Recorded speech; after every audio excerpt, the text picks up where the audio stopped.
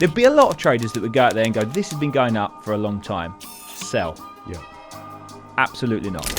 Every 1% increase in US growth, the NASDAQ goes up by 3%. Contrast that to China, it only goes up by 0.3%. Last week, I had lunch with Warren Buffett, and he told me, don't laugh. Sorry. I couldn't help it.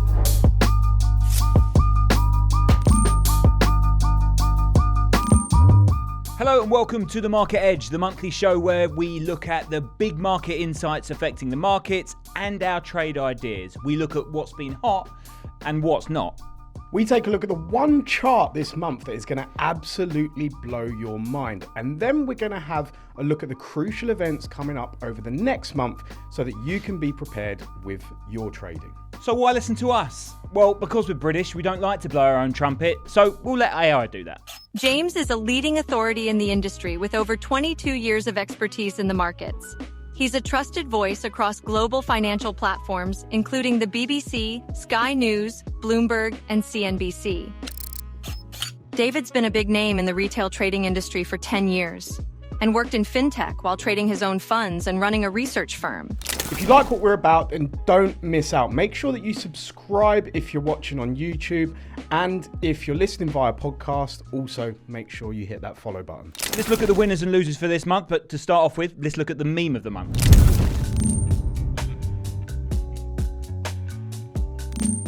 The meme of the month we've got this month here is it's that pivotal moment in Scooby-Doo right at the end where they pull off the hood to see who's been committing these crimes. Now, in this, it says, let's see who's behind our losses. Pulls off the mask, and of course, it's him who's behind his losses. Now, the reason for this, of course, we've all been in this situation, and we know that when we trade, we can blame absolutely everybody else, but 90% of the time, the people who's behind our losses is ourselves. I mean, we're usually our own worst enemy, aren't we? And I think you can see, if you've ever looked back from when you first started trading before you were kind of profitable at all, you tend to see the same habits, bad habits a lot of the time that are formed. You know, when I used to work at a broker, it was that people would have too small an account size. They would then leverage up and they would repeat that same issue whereby they'd blow their account. They'd only put maybe $2-3 grand back in. And then because they wanted the, 500 quid days, it wouldn't work at that capital size. That was one of the big things that I noticed. Yeah. Of course, then you've got other issues whereby, you're influenced by things that you might see on social media and, you're not making your own decisions. But I think fundamentally, there seems to be a consistent reason as to why people lose so much. Yeah, exactly. I mean, we've all been there. We've both worked in brokerages over the years, and I've worked on client services desks where we've got sent charts to say, can you see where I'm going wrong here? And you look at this chart, and it's got lines absolutely everywhere, And you often think to yourself, well, how can you even make a decision on what's there? We've seen people with trading strategies where you've got a great trading strategy to start off with. You spend all your time researching that trading strategy. And then as soon as you actually get into the trade, your emotions take over, you go absolutely crazy, and you forget everything that you learned before, and then you start trading away, something's moving, you're trying to get out of it, you're trying to get into it, you don't know what you're doing, and this is where all these mistakes come, I think, and that's exactly the situation that we get into. So that's why I wanted to highlight that. As traders, we all look for who's to blame, and it is us. And I think the key thing is we know people are going to lose money, right? We know we're going to lose money when we trade. It's about when you're wrong, learning from that, right? Yeah, and also how wrong you are. Yeah. You can be wrong and only lose a little bit, or you can be wrong and lose your shirt. You can lose your whole account. So it's always that sort of determination of, okay, well, I'm possibly going to be wrong on any trade that I take, but I'm only going to be limiting my losses by X amount.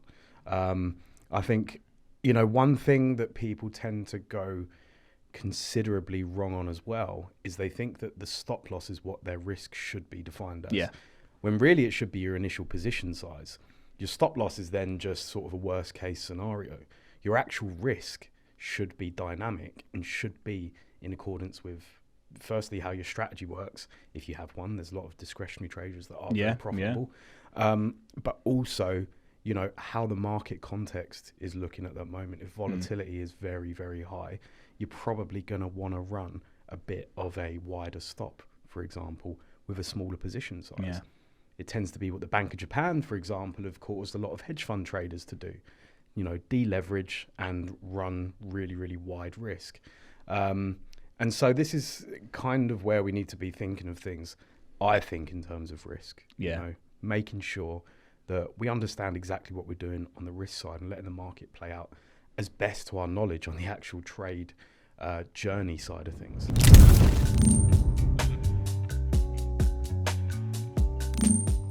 Let's look at what the trades from last month. We had two key trades. Let's start off with on holdings. Yeah, on holdings was mine, and when Rich was still with us, then the Deckers trade was his. But on holdings, I think, as I explained last month, I think the price that we bid at, if you like, in our model was about $48. It's trading now, I think 50.5. I think is the current price. So it's up a tiny bit. It's not, blown anything out of the water just yet, but it's up at the end of the day. I think the trend is continuing. If you look at those moving averages, you've got the longer term in the 200, 150, and then 20. And this perfect set, right? That's exactly. This is what we look for in these trends. And if you can't see the chart, these are in this perfect alignment. We like to think, right? Exactly. Taking a statistical view, you could almost remove the actual intraday prices there and just look at the moving averages. It's actually something that I quite like to do because it removes all of that noise. And if something's going up and to the right, that's all I really care about. That up and to the right, that's all we want to see. If it keeps going that way, it doesn't matter if it's the stock price or the moving averages. If the averages are going, the stock's going. Exactly. And if you've got a 200 weekly moving average going up and to the right, then that's a very, very good, strong indicator of a good stock as well, or asset price. It doesn't really matter at the end of the day. They are all just numbers. But Deckers, I think, was also a shout that we had. Now, interestingly, it looks like it's sort of ready to have that breakout. We've seen the same. Yeah. Nice little bit of I'm not massively into patterns, and those who can't see the chart, not massively into patterns, but this little bit of a cup and handle coming in there. Yeah, you could suggest that. I think. There are these situations, right, in trading where you could look at a chart and you can see if you're imaginative enough, you can see a pattern absolutely anywhere that will make you lose your money quickly. Someone else is going to look at that chart and say, "Oh no, that's a Head and Shoulders." Yeah, yeah. But the thing is that I think the beauty with stocks, which is unlike other asset classes, is that companies are always looking to grow. And so if you've got a company that for the last 20 years has been growing and increasing in share price, is it more or less likely that it's going to continue doing that or just reverse the second you want to get in? This is the going back to what we were talking about with regards to being our own worst enemy. I think a lot of the time we might have doubts when we see things, especially with stocks, especially with certain companies. And from my experience discussing with people, because they think, if I enter here, no, it's going to absolutely, collapse. And it's like, well, what does the last 20 years of the price returns tell you? Yeah, exactly. And you get that, a lot of people that you see that market, it usually happens on indices, right? Markets going up and try and pick the tops, pick the bottoms. Happens all the time. What's the point? Exactly. What is the point? It doesn't work. No. It doesn't work. Exactly. It won't turn around. That's the key thing. So, no. But Decker, interesting one. Moved its. In fact, both trades last month pretty decent. Pretty decent trade.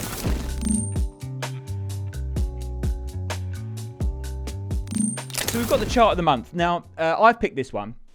Now, I'm going to go into the boring world of US banks. Now, banks, this ties into a little bit of what's going on, the next few months and last month. We've had interest rate decisions. We know the Fed have cut rates 50 basis points. Now, this is key. This chart here, now I've got this from Yahoo Finance. JP Morgan's profits, they've been through the roof when interest rates have been going up. Now, there's obvious reasons behind why that's moving. You can see in the chart, the higher the Fed funds rate went, the higher the profit's going to come. And that's, of course, the cost of borrowing is higher, right? We know that. We know that situation. Now, banks have been really, really profitable. We know they have been, but it's earnings season coming up this month, this week. The banks are going to report this week, and it's going to be interesting to see exactly where we go with this, because with these rates being cut, it's going to be interesting to see how much money JP Morgan is going to make through this area of their business, because obviously this bumper amount of profits that they're going to be making in this area is going to start to fall back. Mm-hmm. I think it was key about here is that it's kind of a two-sided thing. So you've got obviously the increased net interest margin, which is how banks, as you said, basically make money. But then coupled with those higher rates, I think people had priced for the economy to slow down. When in actual fact, there was no slowdown in the US at all. So you've got the ability for people to still borrow, loads of economic activity still going through, while also interest rates are higher. That is like a perfect scenario for banks, because there's no sort of terminal frontier for where they start making, decreased profits, basically. All that's happened is that their capability has been stretched to possibly the highest it could be. And so they've maximized their profits completely while nothing in the economy has changed. Yeah. Absolutely fantastic scenario for US banks there. Yeah. Maybe not so much for British banks and maybe European banks, completely different scenario.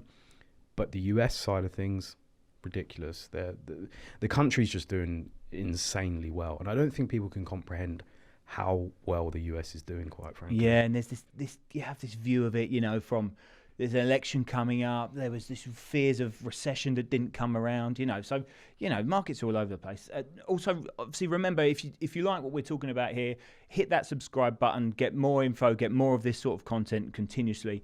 We'll move on from the banks, and we'll look at, now, obviously, the big talking point in the next month is this presidential election. I think this is Polymarket, this chart. And what it's showing for those listening via podcast is a massive deviation from where the pricing of Kamala and Donald Trump were from a couple of weeks ago. So it's showing that Donald Trump's up at about 54%, Kamala Harris at 45.1%. Now, the specifics behind this market, and it's interesting from a trading perspective, the specifics behind this market is that it's done via weight of money. So people are betting on this, but the betting odds change according to this isolated market. So it's not taking a view on the overall picture. It's literally just like Betfair, for example. Yeah. And so what we're seeing here is Polymarket is quite heavily dominated by crypto people.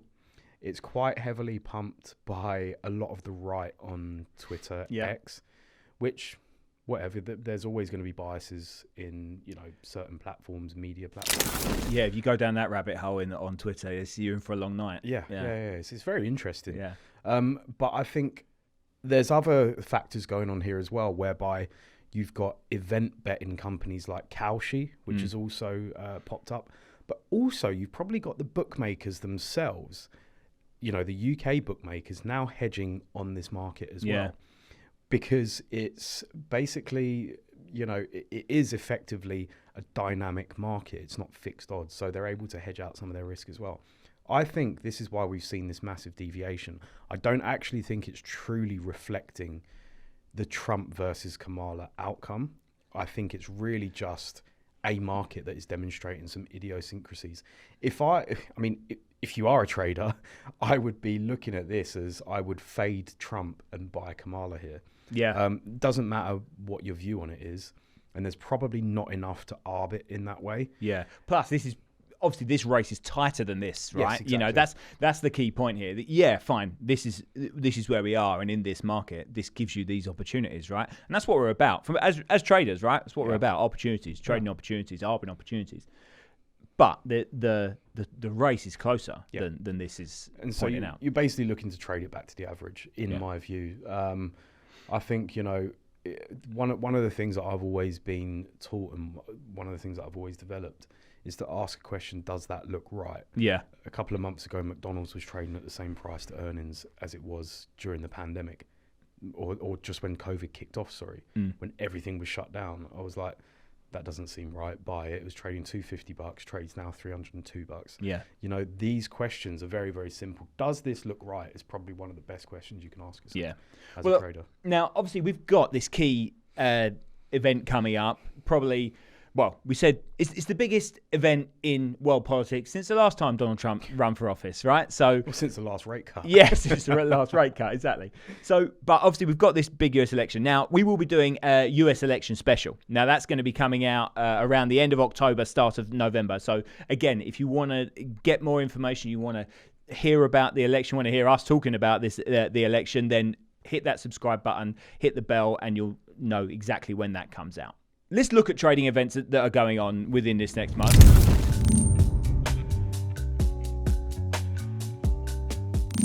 Now, we won't spend too long on the US election. The US election's happening. We know it's happening. It's going to cause a lot of movement. We'll talk about that in a couple of weeks' time. But we've got earnings season, which is literally just kicking off. And this week is going to be the start of earnings season. That's one key area. Then we've got rates as the major story, right? So rates and earnings, it's quite high level, but of course these things are the driving forces behind the markets. Absolutely. I think, once you get earnings season or into the midst of it, you get a bigger picture as to what growth is going to be like. Yeah.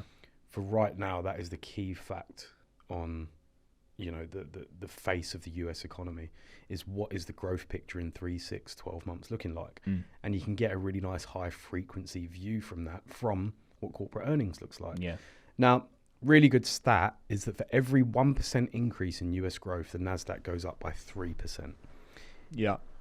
Contrast that to China, every 1% increase in Chinese GDP, I think it's either the Hang Seng or one of the Chinese markets only goes up by 0.3%.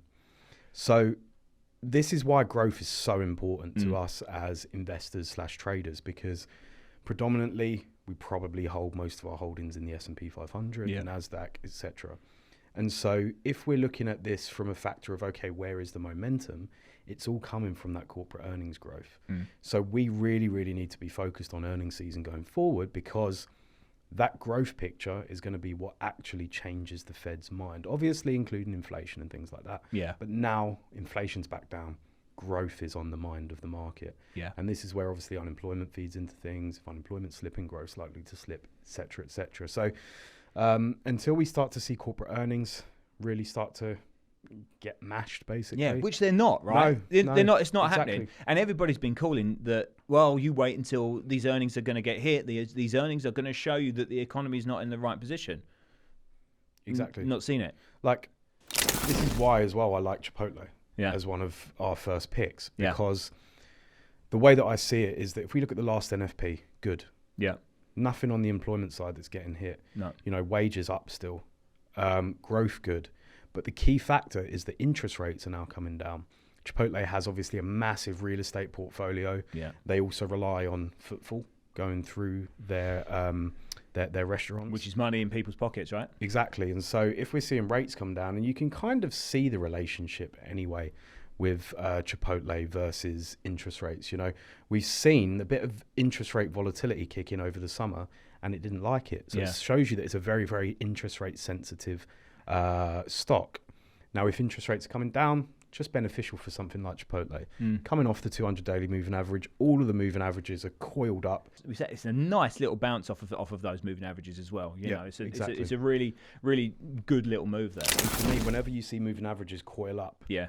it's just contraction leads to expansion. Yeah. It's And like so- it's pushing that spring together, Exactly, isn't it? exactly. And you hope when it goes your way, Exactly. and usually that's the idea. It's just a bit of a battle between buyers and sellers, and eventually one side is going to get exhausted, and that marginal, I hope, buyer is just going to appear, Yeah. which leads the stock higher. So that's the way that I'm looking at Chipotle. I think it's a nice, logical pick for once. It's not very contrarian. Yeah. It's quite logical, and it's just following kind of the macro. Which far too many people, sometimes you don't need to overcomplicate this, right? The macro stuff is there for a reason. It's the most important thing for a reason. Also, you can go back and say, all right, how many years has this gone up consecutively for? Yeah. Again, we come back to that point. Is it just going to turn now because I've entered? Probably not. No. So there we go. Well, and it's almost like we planned this, because seamlessly that goes into my pick. And my pick, again, if you can't see listening on the podcast, my pick is Bank of New York Mellon, right? Bank of New York Mellon. Now, I picked this very simple way. There is a page on the Wall Street Journal website, right? And it's called 52-week highs. And all it does It picks out and updates every single day, and it gives you every single stock which has hit a new 52-week high that day. Also gives you 52-week lows. Now, if a stock's hitting a 52-week high, it's been going up for, not to, teach you to suck eggs, but it's been going up for a year, right? Yep. Continuously. Exactly. And it goes back to exactly what you're saying. The likelihood is there'd be a lot of traders that would go out there and go, this has been going up for a long time. Sell. Yep. Absolutely not. There are a few other things here rather than me just going on a website and randomly poking my finger on it. But the Bank of New York Mellon goes back to what we were talking about in terms of banks before. They actually announced their earnings on Friday. They're always one of the first when it comes to earnings season. Now, announced their earnings on Friday. This is a shorter term chart that we've got on here. Sold off on the back of the earnings, even though the earnings beat expectation. I mean, how many times do we say that? Beat expectation, stock comes off a bit. Standard, but beat expectations. $50 trillion in assets now, under management. So massive numbers. They've dropped back down from a technical perspective. This has come back down to lows for the month, which happens to be 61.8% fib of the lows for the month. So nice little turning point, jumped higher, but it's simple fact that for the last 52 weeks and beyond with Bank of New York Mellon, this has been going up. It's strong banks. We've already talked about the financial position in the US, rates coming down. Okay, from a bank perspective, like we said with JP Morgan, they're not going to be earning as much money from the debt that they're lending numbers, but still, it's strong, very, very good position, and it's simple picking. 50 Wall Street Journal website, 52-week highs. That's where we are. You know. And I like it as well because they're a very large primary dealer in treasuries too. And if that trade comes back on where people are getting long bonds, which is very, very hated at the moment, it could be a strong player in that market as well. Not to say that that's a massive revenue driver, but more to cement the fact of its sort of authority, I guess, in the market. That's it, isn't it? It is a lot of authority. That's what a lot of people will often want to see as well. It's a stalwart of the markets in the US. Yeah, that's exactly it. It's strong as anything. So we get those, but again, markets, like we said, it's not the likelihood of it turning when you enter it is very slim. We come back in a month and Bank of New York Mellon's at 52-week lows, then I'll have something to say. Well, but, exactly. I think people like this this view on stocks, and I don't think it's the same. And it comes down to, okay, in stocks you're looking at momentum predominantly. In things like FX, you're looking at mean reversion. And so if an FX pair goes down to 52-week lows, there's much, much more of a case to say that it should revert. There should be. Even if you look at the euro, over the last 15 years, gets to a new low and it tends to tick all the way back up. It shafts a lot of people. Whereas with stocks, what you're really looking for is that upward drift because their revenue base is likely to expand, say, maybe not year on year, but every 5 years, you probably expect it to go up maybe 5 to whatever 50% depending on the company. And so that just creates that upward drift, especially in a market like the S&P 500, which is market cap weighted. So you're constantly removing the worst stock out of that 500. No, absolutely. Exactly the point. So, what are your trade ideas? Give us an idea. Please comment. Let us know what you think. Tell us our tips are rubbish. Tell us they're good. Let us know what you think in the comments. Of course, hit the subscribe button, hit the like button, hit the bell and get notified whenever there's more content. And of course, keep an ear out for our US election special coming at the end of the month, first week of November.